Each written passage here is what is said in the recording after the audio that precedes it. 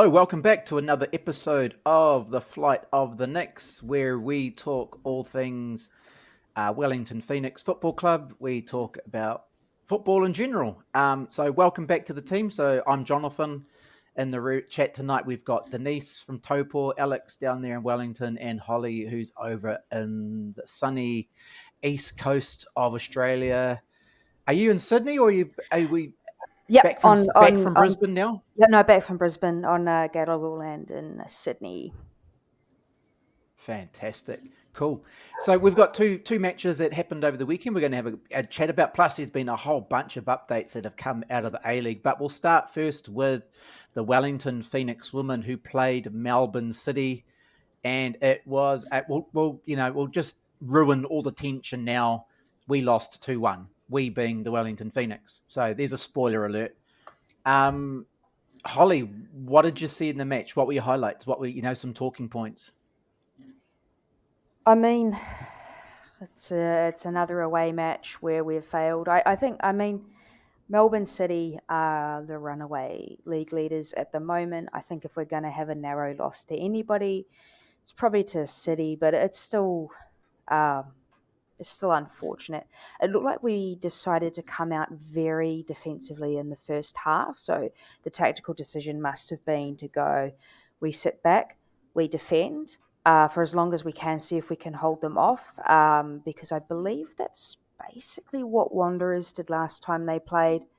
Unfortunately, as soon as Policina scored, we had to come out of our shell, and we actually played quite well when we came out of our shell, I thought. I think that's the first time I'd seen a low block all season, kind of real sort of protect the fortress sort of way of playing. It's not the fun way I like to see him play, but sometimes you got to do what you got to do to win, and it didn't look bad. Yeah, I think the low blocks kind of did work. We did keep them out of kind of our 6-yard box for a while, and I think we did frustrate them through the first half.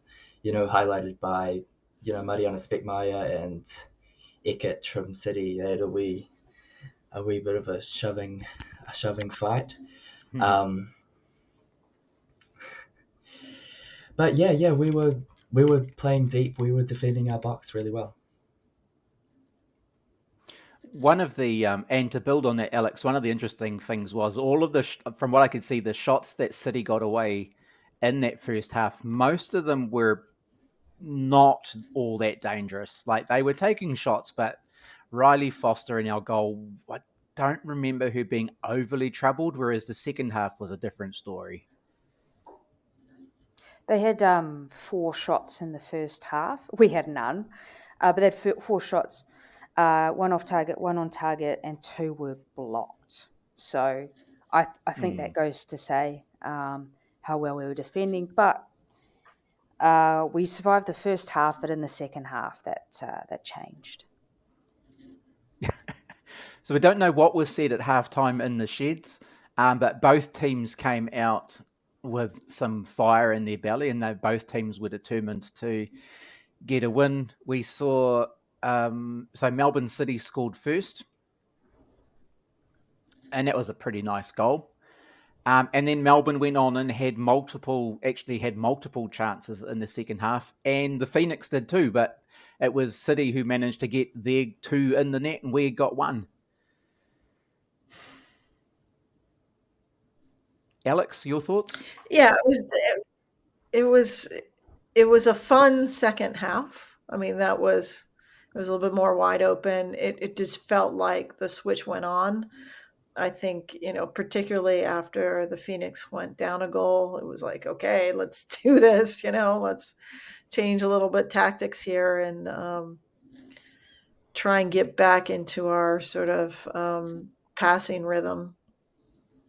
To go back to stats again, the first half ball possession, City had 76% and we had 24%. Second half ball position was 55 and 45. So that's how much we came out of our shells, and we're like, okay, we're actually going to make an effort to that. And I think we made some subs that helped We did give the Player of the Match award to Zoe McMeekin. She only got about 30 minutes, but I think she was the energy that perhaps maybe even pushed us to the goal that we scored in the 78th minute. Mm-hmm. Yeah. Yeah, I think we still And had, when Zoe came on and she... okay. Oh, sorry. I think we're still at okay-ish defensive shape in, the second half.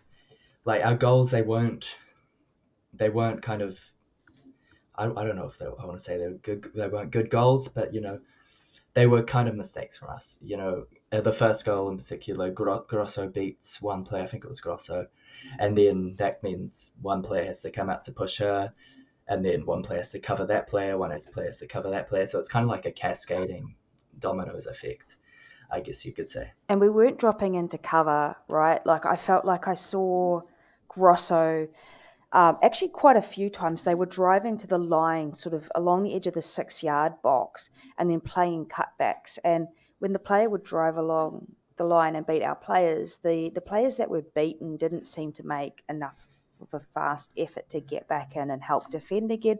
Maybe that was just my sense, and I'm wrong about that, but that was frustrating to see. At one point, Grosso tore through us, and there were like 4 players jogging in her wake while she ran at goal.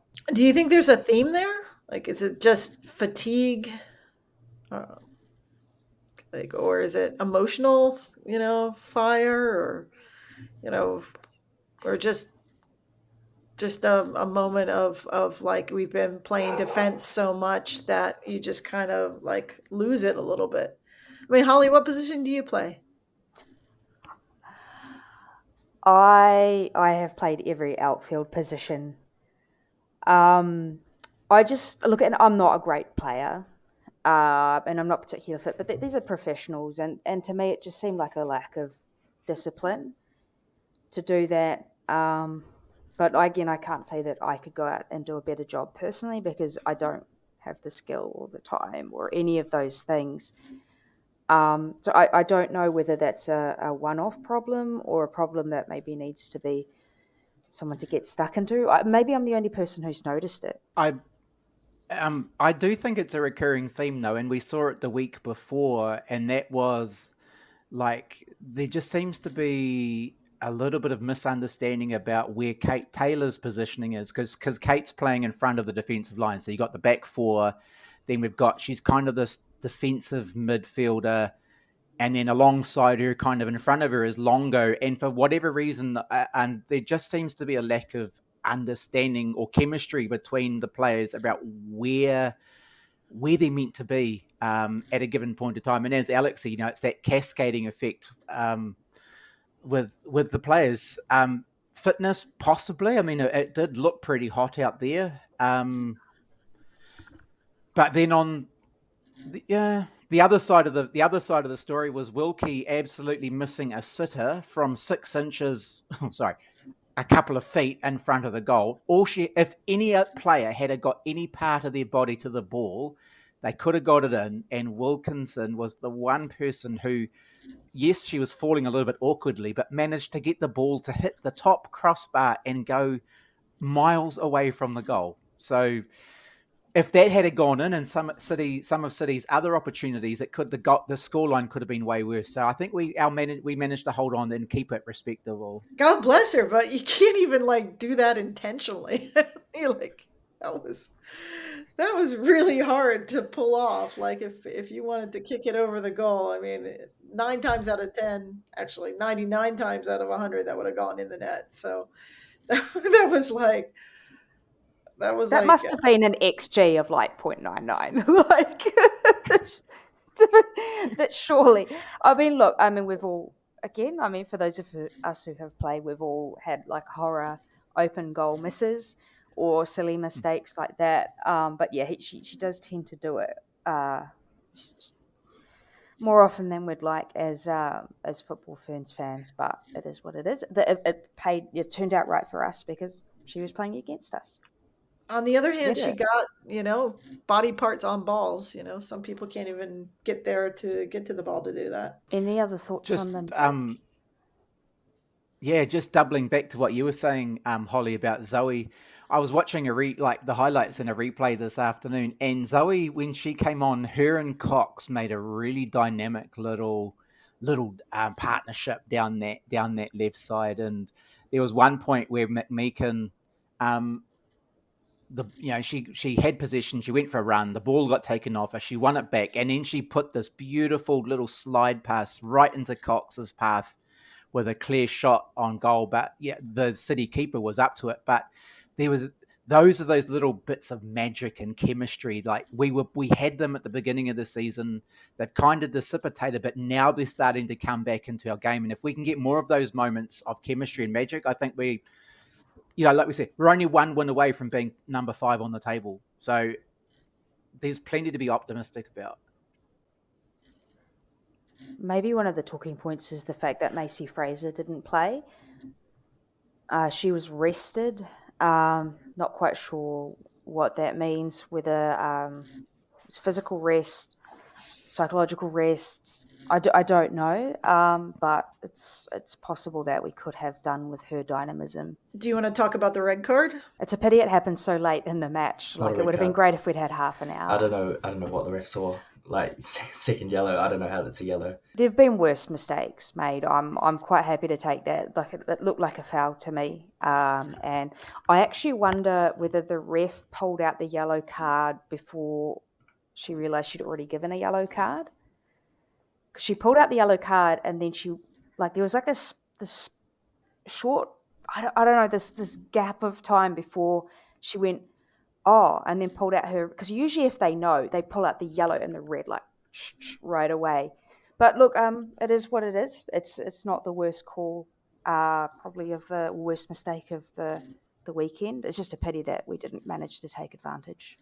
Yeah, so for those of you listening along or watching along, if you didn't see the game, it was a Melbourne City player who ended up with 2 yellow cards and sent off.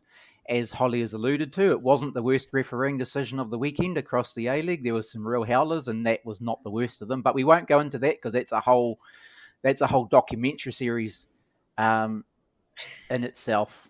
So let's have a little chat about how our exes are doing. And there's one in particular who we're just in, again, we have to, if we don't mention her, it's not a Flight of the Next podcast, and that is our friend Izzy Gomez up there at Central Coast Mariners, who got her first goal, and it was an absolute cracker. Wow, it was awesome. She's missed a lot to get to that point, though. Like, there have been some that were like wildly off target. And she's a defensive mid. They don't score a lot of goals, right? Like, it's not a position that's expected to score a lot of goals. But when they played Perth, she had like the last touch of the game, and it was a shot, and it was wildly off target. So look, she's not a goal scorer, but like, to actually finally get a goal was awesome to see. Really awesome. Good on her. Does anyone want to describe the goal? Yeah. I will. So the ball was, if I remember correctly, the ball was bouncing around in the goal area, and then it exited and came back out into the field, and Gomez caught it on her chest. It dropped to the ground. She's about 2 or 3 meters out from the goal area, and she unfurls a rocket. Well, maybe not a rocket, but for the purpose of this podcast, it was an absolute spectacular goal. Like, it was beauty. Yeah, good times. Any other exes we want to talk about? And then, big news came out today, didn't it? It was today the big news came out. Alex, did you see the news? Yeah, Milly Clegg to, what is it, Louisville? Well, it's Racing Louisville, but if you're cool, Racing you call it Racing Louisville. Racing. You don't call it Racing. So Louisville, Kentucky, home of the Kentucky Derby. They have a beautiful stadium. They came into the league about 4 years ago. Really nice branding. I love their colors. It's like this lavender and this kind of soft green color.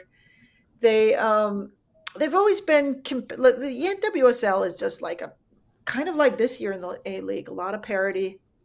And they, yeah, let's make a long story short, but they're a good club. They're not a great club yet. They haven't. They did accomplish. I love that they beat Bayern once in this tournament. It was like Tournament of Nations, but they've done some cool things. They've beaten some big European clubs, but it's a quality club in the NWSL. I believe they're affiliated with a men's team, which is not always the case in the NWSL. And she's going to be there with some really good players. Let's see, Carson Pickett, Abby Urseg, who's a, you know, unit. Jess McDonald, who would have played against her last year in the A League. There's just a lot of people on that team that she can really, really learn from. And I was like blown away that it was a 3-year contract. Those aren't easy to get in the NWSL. Mm-hmm. That was really, really shocking. Mm-hmm. I would love to know the story of how she got in front of them. It's definitely a step up from Wanderers by a long shot. By a really long shot, the Wanderers women side is apparently not very well run. So that's super exciting for her to get that. She's the first sort of upcoming next player who's moved on to a big league. So that's hopefully the first of many. Yeah. I notice, well, I actually just forgot what I was going to say. But, I think her with Abby Urseg is going to be a good combination, because Milly Clegg, she's tall. She's not a shorty. She's tall, but she needs to like really get stronger. And I think Urseg's she's not a wimp or anything. Like she's got some strength, but I think Urseg, like I said, total unit, total beast. She's in the weight room. She is a bodybuilder. These things do prevent injuries. So I'm looking forward to the pair of them.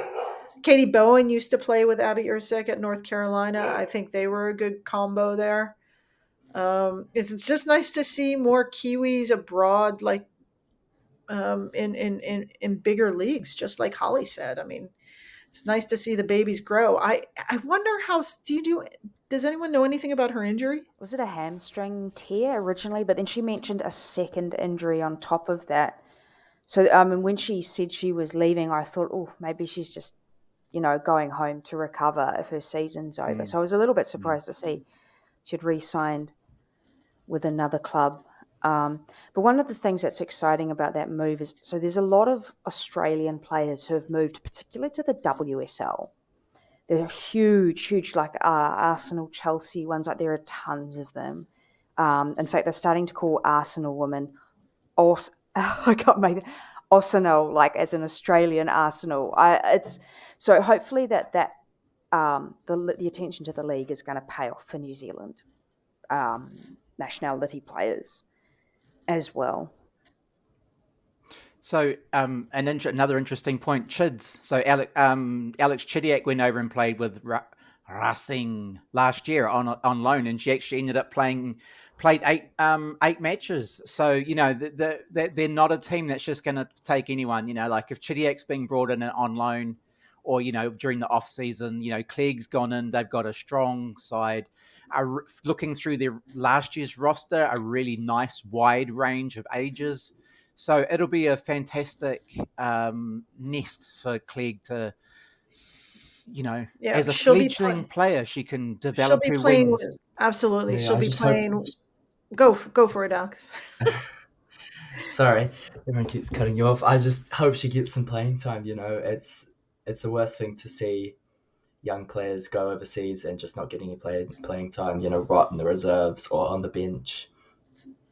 And, with a 3-year contract, it is a dangerous contract, from the perspective of Racing.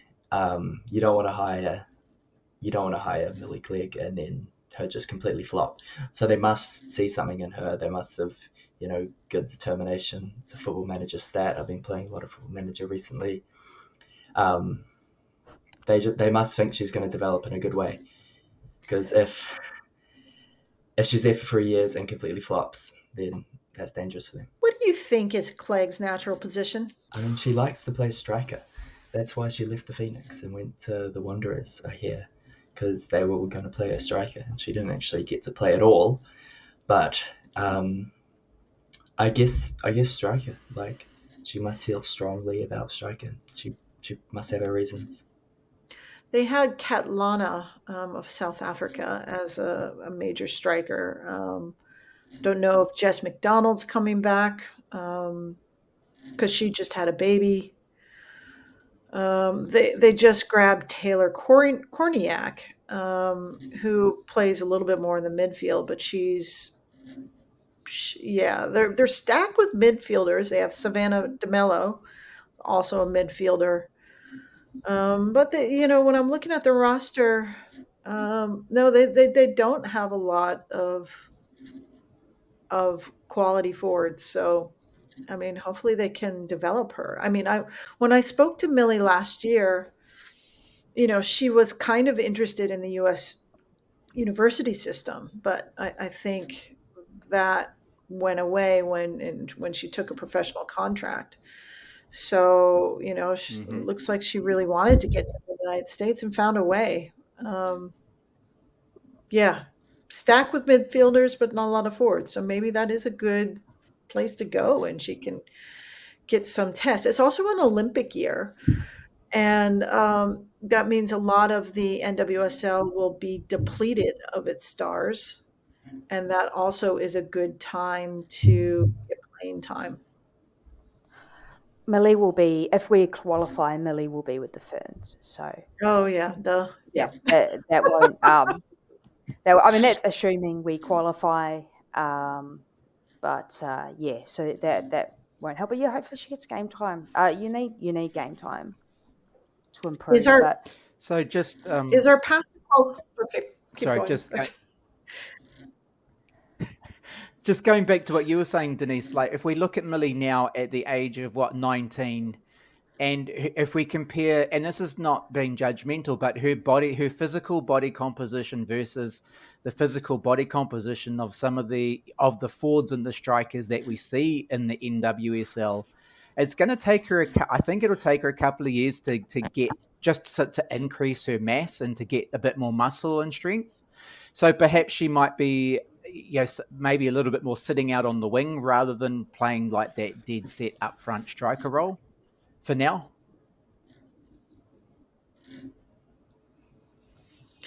it is just like the A-League, though. It is a physical game, but it's also a fast game in the NWSL. A lot of the Europeans say it's like a Champions League game every week.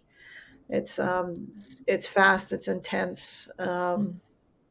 So, I mean, she's going to be thrown into the fire and learn a lot, at the very least, in the practices. And let's hope she gets game time. I mean, I would love to see her, prove herself and just improve rapidly. She's only 19, and that's very young for the NWSL, since a lot of them come out a lot of the rookies are 21, 22.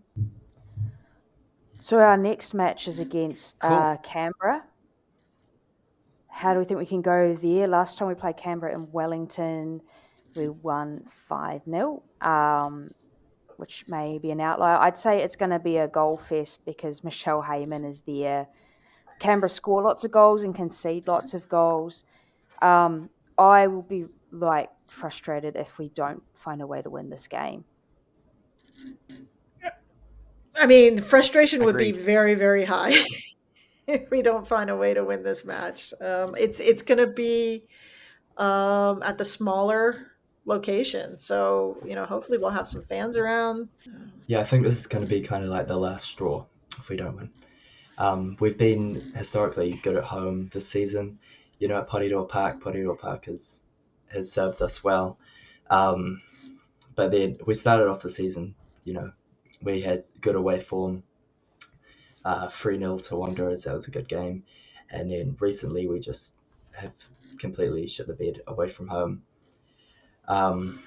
how many is it? 4 in a row, 5 in a row losses. It's good coming back to home. It'll try hopefully get the confidence up. But we do have to find a way to win away from home. I don't know how many home games we have left in the season. It's not that many, like maybe 3 or 4. Holly's saying 4. So without those home games, we don't. Or if we only win those home games, that won't be enough. We've got to start. We've got to be better away from home. Cool. And on that cheery note, let's move away from the women's team. We're going to be cheering them on this weekend. Wishing them all the best. But on the other side of the A-League, the Phoenix men are having an absolute blinder of a season. Top of the league, they're up in first position. Teams 1 and 2 played each other on Friday night, and it ended up being a very hard fought 1-1 draw. And it was quite a game, and it certainly had its moments. We had Tim Payne with a red card. We had Alex Rufer with the penalty. The match had absolutely everything in it. You couldn't have asked for much more in a game of football. How did you see it, Holly? Oh, I mean, it's one of those. It's a little bit like the Wanderers game where we scored those 2 goals in injury time, and so to get that Rufer penalty in, I believe, injury time. We've had a few late shows, but I'm very stoked, especially with 10 men, to have received a result out of that. It's kind of funny to compare it to the result that we had when we played them earlier in the season, which was the infamous 1-1 draw where we didn't have a single shot. And we're actually going to get Friday Night Lights victory at the Wellington Phoenix Sky Stadium again in April, I believe. So we're actually playing them 3 times this regular season. Another 1-1 draw, that one. 2-2 Alex, time. did you go to the game, or did you watch it from the comfort of home? Yes. No, I went to the game. I flew down just the morning of the game, pretty much for that game and for some other stuff. 6:45 a.m. flight, so that's a bit difficult to get up for. But it was definitely worth it. 9,000, a bit over 9,000, packing out Sky Stadium. It was the best atmosphere I've seen there in a long time, probably since we got back from COVID. And yellow fever was completely pumping. So what's working? What's working for the men's team? What do we need to keep doing? What do you think? I think it's just the small things. Last season, whenever we would score first and then would concede 2 and lose 2-0, pretty much most games. I still get nightmares from that happening. Every time I see us score first, I think, oh no, we're going to concede 2 and completely give the game up. But this season, we actually score first and then, concede first and then come back. So I think it's kind of like they let the fans down when they concede the first goal, and then they come back great afterwards, talking about the crowd, the entertainment of the game. If we scored first and then conceded a 90th minute penalty to draw the game 1-1, I think the atmosphere leaving the stadium would be much, much worse. But then once you salvage a point at the end of the game to second place Melbourne victory, that's what gets the crowd going, and that is what encourages the team and the fans for the rest of the season, especially against such a high quality team. There's so much belief, I feel like, from the team, and also increasingly I think there's belief for the fans who, we're always a little bit cynical because things often don't work out, and some people let that sort of spiral down into actual conspiracy theories that they don't want the Knicks to win the league. It's good to see. I hope we can sustain it. I feel like we're still we might still be outperforming our XGs each way. let's see, we've got Mariners. No, sorry, Jets. Jets on Saturday. We lost to them last time we played.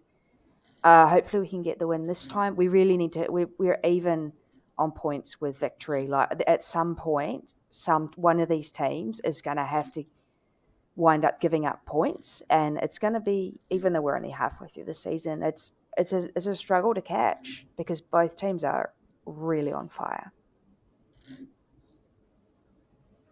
One of the things that I'm particularly liking is the fact that we've got every position has quality in it. Like we don't have, it's not like we've got a really fantastic midfield and we're not so great at the back, or we're really great in this area and not so much there. It's kind of like the whole team, as you say, Holly, has that belief, and we're just solid across every position from 1 through to 11. And then the players coming off the bench, Chief and the team they have trust in the subs that are coming on, and it when you've got that chemistry happening, wins are gonna come. So that was a 1-1 draw. Phoenix top of the league. There was a little bit of an unfortunate incident after the match with some silly behaviour. And I'm picking at it. I don't think they were probably the usuals who turn up to a Phoenix football match behaving with their type of behaviour, which was to go over and stir up the victory. City, Melbourne, and kind of get into a bit of argy-bargy. That's not the expected behaviour or the way that Phoenix supporters. The 99% of Phoenix supporters would behave. So for those clowns who turned up and did that, just don't come back. Please just stay away. Go and watch the game at the pub, or go and just bugger off and go do something else. Because it's not needed. We're top of the league. Everything's going fantastic. We don't need little things like that spoiling the match. So any final thoughts, Alex, Holly? So we see Tim Payne has been given a 2-match ban for his red card. He was originally given a yellow. I can see why it was upgraded to red.